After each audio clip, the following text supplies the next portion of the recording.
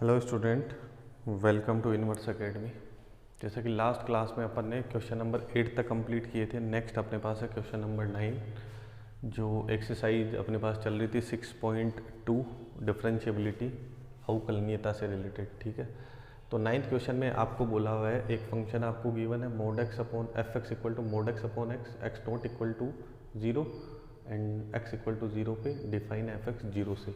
X equal to 0 पे आपको check करना है कि फंक्शन है वो डिफरेंशिएबल है कि नहीं है। ठीक है, तो मोड के लिए मैंने आपको स्टार्टिंग से बोल रखा है, जब भी किसी फंक्शन में आपके पास मोड आता है ना, क्वेश्चन में मोड आपको दिया रहता है, तो वहाँ पे आपको क्या करना है कि मोड की डेफिनेशन यूज़ करके, मोड की जो परिभाषा है मापांक फलन की, उसको काम में लेके आपको फंक्शन रिक्रिएट करना पड़ेगा, फंक्शन का कंस्ट्रक्शन करना पड़ेगा, है ना। तो मोड एक्स की जो डेफिनेशन है वो क्या है आपके पास, x when x greater than equal to 0 minus x when x less than 0, यही कॉन्सेप्ट है ना। तो इसमें अगर अपन इस कॉन्सेप्ट को इस क्वेश्चन में यूज़ करते हैं तो अपन एक नया फंक्शन बना पाएंगे इजीली, जिसके लिए डिफरेंशिएबिलिटी अपन आसानी से चेक कर सकते हैं। देखो, तो यहाँ पे जो फंक्शन है उसमें x इक्वल टू 0 पे तो आपको पता ही है, क्वेश्चन में गिवन है कि एफ एक्स क्या आएगा, 0 आएगा। तो रही बात x लेस देन 0 की और x ग्रेटर देन 0 की, तो उस कंडीशन में क्या होने वाला है। तो x लेस देन 0 के लिए जब मैं बात करूँगा तो यहाँ पे आपको पता है x लेस देन जब 0 होता है तो मोड x किसको बाहर निकालता है, माइनस एक्स को। ठीक है ना, x लेस देन 0 पे मोड x में से बाहर कौन आता है, माइनस एक्स। और लेस देन 0 ग्रेटर देन 0 पे क्या है, नॉट इक्वल टू 0 पे यही फंक्शन डिफाइन है, मोड x अपॉन एक्स। ठीक है, तो इस डिवाइड में जो x है उससे कोई प्रॉब्लम नहीं है, यहाँ पे भी डिवाइड में जो x है ना उसमें कोई प्रॉब्लम नहीं है। प्रॉब्लम किस में है, इस मोड x में और इस मोड x में। अब यहाँ पे देखो कंडीशन क्या है कि लेस देन 0 पे मोड क्या करेगा, x लेस देन 0 पे मोड x क्या करता है, मोड x में से बाहर कौन आता है, माइनस एक्स। तो यहाँ पे क्या करना है, माइनस एक्स। और x ग्रेटर देन 0 पे मोड में से कौन बाहर आएगा, ग्रेटर देन 0 पे बाहर कौन आएगा, प्लस एक्स। तो यहाँ पे क्या आएगा, प्लस एक्स। तो आपने ये फंक्शन रिक्रिएट कर लिया। अब इसको थोड़ा सा सिंप्लीफाई करें तो माइनस एक्स अपॉन एक्स तो बन जाएगा -1 और x अपॉन एक्स बन जाएगा आपके पास 1। ठीक है, तो एफ एक्स की वैल्यू आपको पता चल जाएगी, less than 0 equal to 0 greater than 0 पे -1 0 और 1।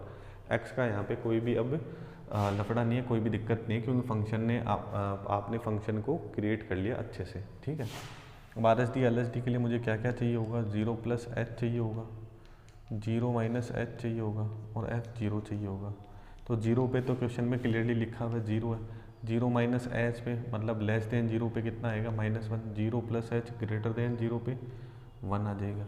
अब इसका R S D L S D check करते हैं अपन। तो फॉर्मूला लगाते हैं, लिमिट h टेंस टू 0। ठीक है, f 0 plus h minus f 0 upon बनेगा h, limit h tends to 0, 0 plus h, 0 plus h की वैल्यू 1 है, माइनस एफ 0, एफ 0 की वैल्यू 0 है, अपॉन में आ गया h। ठीक है, तो फाइनली ये बनेगा 1 upon h, limit h tends to 0। तो जैसे लिमिट रखेंगे तो 1 अपॉन 0 क्या बनेगा, इनफाइनाइट। अब इसका कोई अल्टरनेट नहीं है, मैंने बोला था इनडिटर्मिनेंट फॉर्म है, 0 अपॉन 0 है, वो नहीं चलेगा, इनफाइनाइट चल सकता है। ठीक है, अब एल एस डी को कैलकुलेट करते हैं।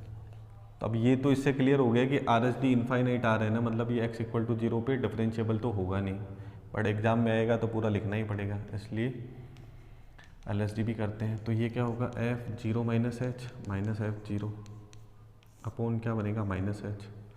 तो 0 माइनस एच की वैल्यू मिली आपको -1, ये एफ 0 0 है अपॉन माइनस एच। तो लिमिट h टेंस टू 0, तो 0 तो हट गया, ये माइनस माइनस प्लस हो गया, 1 अपॉन एच है, तो 1 अपॉन 0 वापस क्या बन जाएगा आपके पास, इनफाइनाइट। अब बहुत सारे स्टूडेंट ये गलती करते हैं कि बोल देते हैं कि R S D equal to L S D होगा, क्यों, क्योंकि दोनों इनफाइनाइट आ रही है। और ये ध्यान रखना, इनफाइनाइट के इक्वल कभी नहीं होता है। इनफाइनाइट कोई नंबर थोड़ी, आपको पता थोड़ी इनफाइनाइट क्या है। जिस चीज़ को पता नहीं है उसको किसी दूसरी चीज़ के बाद दूसरी चीज़ के इक्वल कैसे कर सकते हैं, उसके बारे में खुद से ही नहीं पता है। पहले के बारे में भी नहीं पता, दूसरे के बारे में नहीं पता, दोनों इनफाइनाइट है और अपन इक्वल बोल रहे हैं, ऐसे गलती नहीं करनी है। तो इनफाइनाइट के इक्वल कभी नहीं होगा, तो आर एस डी और एल एस डी की वैल्यू इक्वल नहीं आएगी। इक्वल नहीं आएगी, इट मीन्स आपको क्या बोलना है कि जो गिवन फंक्शन है वो 8x इक्वल टू 0 पे डिफरेंशिएबल नहीं होगा, अवकलनीय नहीं होगा, है ना। नेक्स्ट देखते हैं क्वेश्चन नंबर 10। नेक्स्ट जो 10th क्वेश्चन है उसको आपको चेक करना है 8x इक्वल टू π/2 पे कि फंक्शन आपका डिफरेंशिएबल है कि नहीं है। ठीक है, तो मुझे किस किस की वैल्यू चाहिए, π/2 पे चेक करना है ना, तो π/2 प्लस h की वैल्यू चाहिए होगी, π/2 माइनस h की वैल्यू चाहिए होगी और π/2 पे वैल्यू चाहिए होगी, क्योंकि ये सब RSD LSD में यूज होने वाली है। ठीक है, तो π/2 प्लस h की बात करते हैं, तो x की वैल्यू क्या है, बड़ी है और बराबर है किससे, π/2 से, सॉरी π/2 के, तो x की वैल्यू ग्रेटर है π/2 से, तो ये वाली डेफिनेशन फंक्शन की वर्क करेगी। तो यहाँ पे क्या आएगा 2 प्लस, अब x माइनस π/2 का होल स्क्वायर है, तो x की जगह मैं क्या रखने वाला हूँ, क्योंकि मुझे चाहिए f π/2 प्लस h, तो x की जगह क्या रखूँगा मैं, π/2 प्लस h, π/2 प्लस h। अब π/2 और माइनस π/2 तो हो जाएंगे कैंसिल, तो ये तो हो जाएंगे कैंसिल, तो h है तो क्या आ जाएगा h स्क्वायर। ठीक है, और f π/2 माइनस h करेंगे अपन, तो लेस देन 0 की सॉरी लेस देन π/2 के लिए x की वैल्यू लेस देन π/2 है। ठीक है, तो इसमें कौन सी डेफिनेशन आ जाएगी, 1 प्लस साइन x, तो साइन x की जगह क्या पुट करना है, π/2 माइनस h। अब देखो मज़े की बात क्या है कि इसमें साथ में ट्रिग्नोमेट्री भी अप्लाई हो रही है, ये तो फॉर्मूला 10th में पढ़ा होगा आपने, sine π/2 minus theta, sine 90 minus theta क्या होता है, कोस थीटा होता है, तो वही है कि साइन π/2 माइनस h है वो क्या होगा, कोस h, तो ये क्या बन जाएगा 1 प्लस कोस h। ठीक है, अब π/2 पे बात करते हैं, तो इक्वल भी इसी कंडीशन में x ग्रेटर देन और इक्वल टू π/2 है, तो यहीं पे बात होने वाली है, तो 2 प्लस x की जगह क्या रखना है, π/2 माइनस π/2 का स्क्वायर, तो π/2 माइनस π/2 0, 0 का स्क्वायर 0, तो ये वैल्यू कितनी मिलने वाली है 2। तो सारी वैल्यू कैलकुलेट कर ली अपन ने, है ना। अब अपने को चाहिए RSD चेक करने के लिए कि भाई फंक्शन डिफरेंशिएबल है कि नहीं है, तो limit h tends to 0 f π/2 plus h minus f π/2 upon h, ये फॉर्मूला होता है, इसमें ये सारी चीज़ें यूज़ होती है, ये मैंने पहले से ही कैलकुलेट कर रखी है। इसीलिए मैंने आपको बोला था पहले कि जब भी RSD और LSD निकालो तो जिसके ऊपर भी आपको चेक करना है कि भाई 0 पे चेक करना है, π/2 पे करना है या 5 पे चेक करना है, तो जैसे यहाँ पे π/2 पे चेक करना था तो मैंने सारी वैल्यूज़ पहले निकाल ली, π/2 प्लस h, π/2 माइनस h और π/2 निकाल के लिमिट पुट नहीं करनी है, जैसे h के टर्म्स में आ रहा है तो h के पदों में ही निकाल लो इनको, फिर इनको यहाँ रखो, उसके बाद आप इसको सॉल्व करो। अब कई बच्चे क्या करते हैं, वैल्यू तो पहले निकालते नहीं, अब सारा जो झोल करते हैं वो यही करते हैं, फिर कहीं ना कहीं गलती हो जाती है। ठीक है, तो ऐसे काम करोगे तो कभी गलती नहीं होगी। Limit h tends to 0 f π/2 plus h है, तो इसकी वैल्यू आपको मिली थी 2 plus h square, 2 plus h square minus f π/2 की वैल्यू मिली है 2, तो माइनस 2 अपॉन में आ जाएगा h।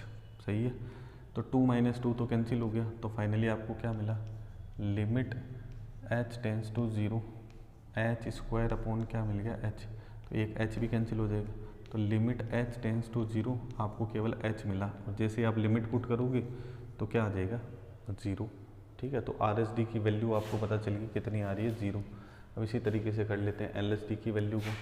ठीक है, यही कर लेते हैं। अब LSD में क्या ध्यान रखना है आपको, फॉर्मूला क्या होगा, limit h tends to 0 f π/2 minus h minus f π/2 upon minus h, तो f π/2 माइनस h की वैल्यू क्या है 1 प्लस कोस h, तो 1 plus cos h minus f π/2, f π/2 कितना मिला था अपने को 2 मिला था, अपॉन माइनस h। अब यहाँ पे इसको मैं रफ कर देता हूँ थोड़ा सा, ये अपन ने सॉल्व करके RSD की वैल्यू कितनी बनाई है 0। ठीक है, आई थिंक ये दिख रहा होगा आपको ना, मैं एक बार चेक कर लेता हूँ साइड में जो लिखा है, हाँ ठीक है। तो अपन आगे काम करते हैं। देखो 1 और कोस को देखते ही आपको पता होना चाहिए कि मैंने आपको बहुत सारी चीज़ें बता रखी थी 1 और कोस के लिए, कि 1 और कोस कभी भी साथ में नहीं रहता है। है ना। तो 1 और -2 है, तो ये क्या बनेगा, कोस एच -1 बनेगा। लेकिन 1 प्लस कोस का फॉर्मूला होता है और 1 माइनस कोस का फॉर्मूला होता है। कोस -1 का तो कोई फॉर्मूला ही नहीं होता, तो कोई बात नहीं है। अभी देखते हैं अपन अपॉन में क्या है, -h। अब देखो मैंने जो फॉर्मूले बता रखे थे आपको, वो फॉर्मूले क्या क्या थे अपने पास। अगर यहाँ पे अलग से बात करें तो 1 प्लस कोस 2x या 1 माइनस कोस 2x। मैंने बोला था ना 1 और कोस कभी भी साथ में नहीं रहेगा। 99% टाइम अपन इनको क्या करेंगे, हटाएंगे। तो 1 प्लस कोस 2x क्या होता है, 2 कोस स्क्वायर एक्स। ये चीज़ बहुत काम की, ध्यान रखना। इंटीग्रेशन पढ़ोगे तो भी काम आएगा, डिफरेंशिएशन पढ़ोगे तो भी काम आएगा, इनवर्स ट्रिग्नोमेट्री पढ़ रहे हो तो भी काम आएगा, मैट्रिक्स पढ़ोगे तो भी काम में आएगा। ट्रिग्नोमेट्री पढ़ रहे हो 11th में जब पढ़ी थी तब भी काम आ ही रहा था। ये कहीं भी जहाँ पे ट्रिग्नोमेट्री की बात होगी ना, तो ये कॉन्सेप्ट हमेशा काम करेगा, ये तो ध्यान रखना। तुम 1 और कोस की दोस्ती कभी होती ही नहीं है। ऐसी जो मैंने एक एग्जाम्पल के ऊपर जो क्लास बनाई थी, जो 6.1 का जो 5th एग्जाम्पल था, उसमें 1 माइनस कोस सी एच था, है ना। तो उसमें आपको सी की वैल्यू निकालनी थी, तो वहाँ पे भी 1 माइनस कोस को क्या करा था अपन ने, रिमूव ही करा था। ठीक है, तो 1 माइनस कोस 2x के लिए क्या आएगा, 2 साइन स्क्वायर एक्स। अब यहाँ पे 2x है तो यहाँ x है, यहाँ पे 2x है तो यहाँ पे x है। अब यहाँ पे 2x सीधे x आएगा तो यहाँ पे x/2 आ जाएगा। यहाँ पे 2x है तो x आएगा तो x/2 आ जाएगा। मतलब यहाँ पे जो है ना उसका हाफ बराबर में आएगा। अब यहाँ पे जो बना है वो तो बना है कोस h -1, लेकिन मेरे पास जो कंडीशन है उसमें 1 माइनस कोस x है ना। तो माइनस की दिक्कत हो रही है तो कोई बात नहीं, माइनस कॉमन ले लेते हैं। Limit h tends to 0। अब मैंने माइनस कॉमन ले लिया इसमें से, तो कोस h -1 क्या बन जाएगा, 1 माइनस कोस h। अपॉन में क्या आ जाएगा, -h। ठीक है, माइनस माइनस क्या हो जाएगा, कैंसिल। तो फाइनली आपको क्या मिला, limit h tends to 0 1 minus cos h upon h बन गया। ठीक है, अब यार मेरे को लगता है जो क्वेश्चन लिखा है ना, अब मैं रफ कर देता हूँ क्योंकि क्वेश्चन की तो कोई इंपॉर्टेंस है नहीं। अभी मैं ज़्यादा नीचे लिखूँगा तो दिखाई नहीं देगा। अब अपना फॉर्मूला भी बन गया। RHD की वैल्यू आपको याद रखनी है, 0 बनाई थी अपन ने, ठीक है ना। अब देखते हैं LHD की वैल्यू क्या बनती है।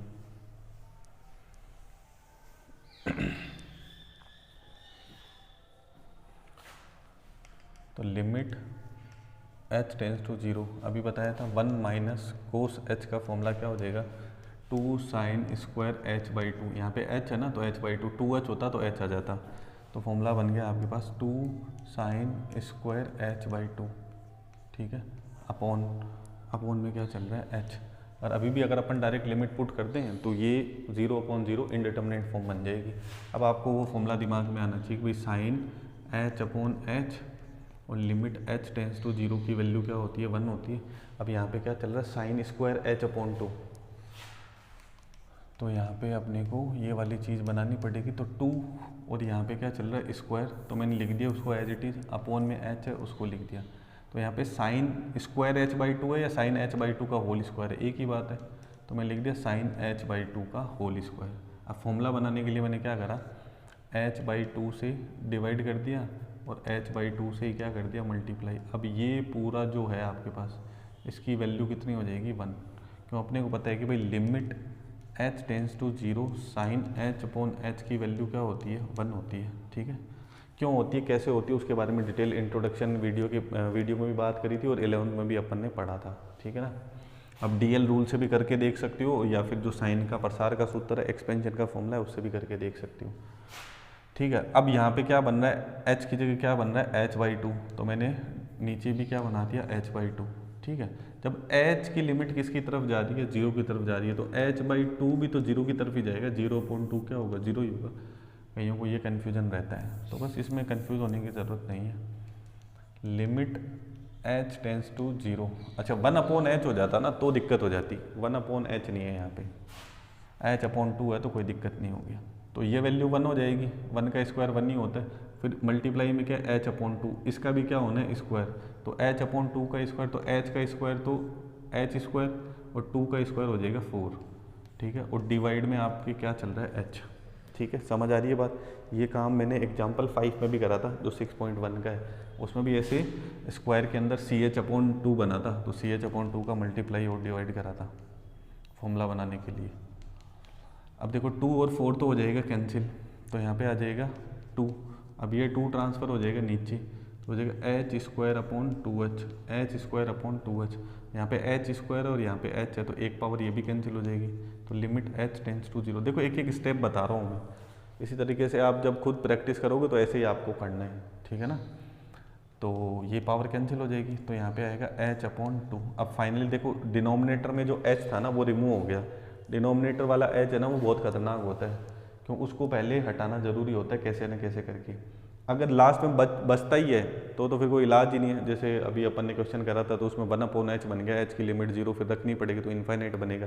लेकिन अगर न्यूमरेटर में भी चल रहा है डिनोमिनेटर में चल रहा है ना तो दिक्कत है, तो डिनोमिनेटर वाले को हटाना पड़ेगा, तो नहीं तो फिर 0/0 इनडिटर्मिनेट फॉर्म बन जाएगी, अनिर्धारित रूप बन जाएगा। तो अब इसमें कोई दिक्कत नहीं है, limit h tends to 0 h/2 बना है। तो जैसे ही अपन h की लिमिट रखेंगे तो ये क्या बन जाएगा आपके पास 0/2 और 0/2 क्या होगा 0। आपको याद है अभी अपन ने RSD निकाला था, उसकी वैल्यू भी आपके पास कितनी आई थी 0 आई थी, ठीक है ना। तो अगर इस क्वेश्चन के लिए अगर अपन बात करें तो LSD और RSD दोनों ही क्या है इक्वल है। तो इक्वल है तो यही क्वेश्चन में आपसे पूछा था कि आपको चेक करना है कि जो गिवन फंक्शन है वो डिफरेंशिएबल है कि नहीं है, अवकलनीय है कि नहीं है। तो वो वाली चीज़ चेक करनी थी, बस वही वाली चीज़ अपन ने यहाँ पे चेक कर ली। अब यहाँ पे ये ध्यान रखना है कि जैसे वन और कोस वाला कॉन्सेप्ट बनता है ना तो वैसे यहाँ पे ये साइन भी आएगा, और साइन जब भी आता है ना तो मोस्टली यही वाला कॉन्सेप्ट अप्लाई होता है। अगर वो मतलब जैसे कॉन्सेप्ट की बात कर रहा हूँ मैं, साइन h/h ये वाली चीज़, और लिमिट h टेंड्स टू 0 पे वैल्यू क्या हो जाती है आपके पास 1 हो जाती है। तो इसमें आपको यही चीज़ ध्यान रखनी है कि अगर आपके पास डिवाइड में कुछ बन रहा है तो अच्छी बात है, नहीं बन रहा है तो आप बना सकते हो, और जो बनाने के लिए आपने मेहनत करी है उसमें एक्स्ट्रा h²/4 ऐसा कुछ बनता है तो आगे चल के अपने आप कैंसिल हो जाता है। इसलिए कह रहा हूँ कि एक अच्छा आंसर निकालना बहुत ज़रूरी है। 0/0 या फिर जैसे ही आपको दिख रहा है वैसे में लिमिट लगा दोगे तो कभी भी सही और करेक्ट आंसर आपको नहीं मिलेगा। तो इस क्वेश्चन के लिए बस आपको ये ध्यान रखना है कि अपने को RSD LSD चेक करना था, अपन ने चेक किया दोनों में इक्वल आ रहा है तो क्या होगा डिफरेंशिएबल होगा, कोई दिक्कत नहीं है इसमें। अब नेक्स्ट आपके पास जो 11th क्वेश्चन है वो बहुत ही अच्छा क्वेश्चन है, ठीक है। ये वो उस बात से रिलेटेड है जिसमें आपको m और n दोनों की वैल्यू फाइंड आउट करनी है, और जो डेफिनेशन है वो 1 पे मिल रही है और बोला हुआ कि डिफरेंशिएबल है, ठीक है। तो केवल RSD और LSD को मैं अगर इक्वल करूँगा तो वहाँ पे m और n दोनों की वैल्यू मुझे नहीं मिल पाएगी।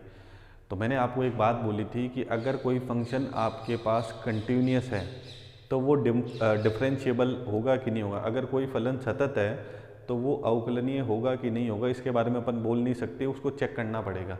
बट अगर कोई फंक्शन आपको किसी पॉइंट पे डिफरेंशिएबल दे रखा है, अगर कोई फलन किसी x की वैल्यू पे आपको अवकलनीय दे रखा है, डिफरेंशिएबल दे रखा है, तो वो श्योर उस पॉइंट पे अवकलनीय भी कंटिन्यूस भी होगा, सतत भी होगा, है ना। कंटिन्यूस फंक्शन डिफरेंशिएबल होगा कि नहीं होगा चेक करना पड़ेगा, लेकिन डिफरेंशिएबल फंक्शन है वो उस पॉइंट पे पक्का 100% क्या होगा कंटिन्यूस होगा। तो वो जो डेफिनेशन है वो 11th क्वेश्चन में अपने को यूज़ करनी पड़ेगी। आपको मैं सजेस्ट कर रहा हूँ आप खुद उसको एज ए होमवर्क ट्राई करो, ठीक है। समझ आ जाता है, आपसे हो जाता है तो बहुत अच्छी बात है, नहीं होता है तो फिर अपन नेक्स्ट क्लास में करते हैं, ठीक है ना। तो यार अभी तक वीडियो देख रहे हो तो वीडियो कर दो लाइक, चैनल को कर लो सब्सक्राइब, दोस्तों के साथ शेयर कर दो, ठीक है। इसी तरीके के जो एजुकेशनल वीडियो है क्लास 12th के और 11th के अपन डिस्कस करने वाले हैं आगे फ्यूचर में भी। तो चैनल को सब्सक्राइब करके बेल आइकन प्रेस कर लो। अगर आपको नोट्स वगैरह चाहिए तो आपको डिस्क्रिप्शन में टेलीग्राम ग्रुप का जो लिंक मिल जाएगा, तो वहाँ पे आप ज्वाइन कर सकते हो। वहाँ पे सारे जो नोट्स है वो आपको PDF फॉर्मेट में मिल जाएंगे जो आपकी होमवर्क में हेल्प करेंगे आपको, ठीक है। तो बस आज के लिए इतना ही, थैंक यू सो मच।